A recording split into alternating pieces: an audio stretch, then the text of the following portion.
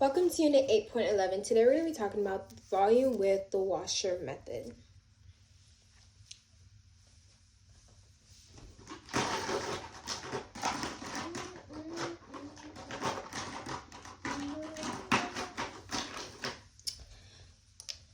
So to start off, we're going to look at some formulas. So this is going to be formulas for the volume of a solid of revolution, but it's going to be the washers instead. So there's two ways you could write this formula. The first one is going to be the volume equals the integral between a to b of pi times r, big R of x squared dx minus the integral between a to b of pi little r of x squared dx. And this is the more expanded way of writing the formula, but this is not how it's going to look on the AP test. How it's going to look like is that the volume equals pi of the integral between a to b of big R of x squared minus little r of x squared dx. Put a star on this one. Now, it's very important to remember that when doing this equation, you have to find the integral between r of x squared and little r minus little r of x squared.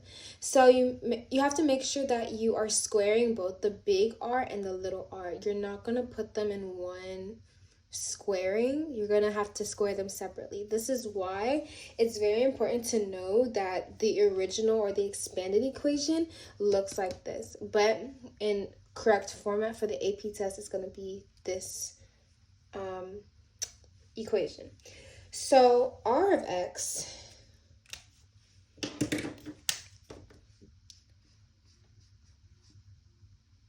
equals the radius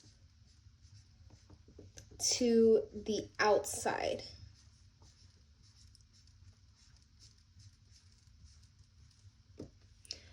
of the object.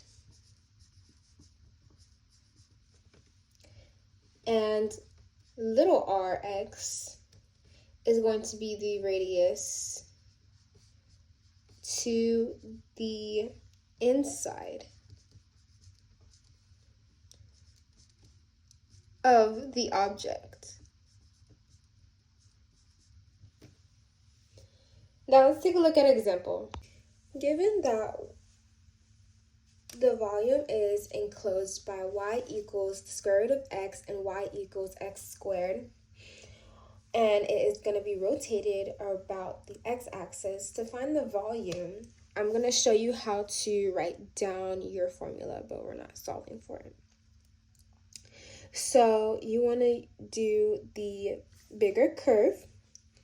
So I'm going to do a little sketch so we can see what it looks like. I'm actually going to do this type of graph. So x squared is going to be just a parabola, and then the square root of x is going to look like this, like that. And so we're trying to find the area between the two curves. So, and it's revolved around the x-axis. So looking at it, we know that y equals the square root of x is going to be our big R, and y equals x squared is going to be our little r. So now we just use what we have and insert it into each variable of our equation. So this gives us that the volume equals, we're bounded by 0 to 1 of pi of the square root of x squared of dx minus bounded by the integral 0 to 1 pi of x squared dx. This is the expanded way to write it.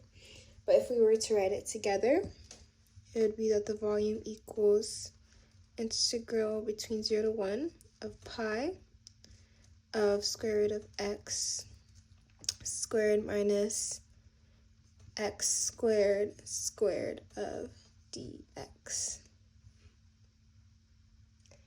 And that is how you would write down the equation giving what's given.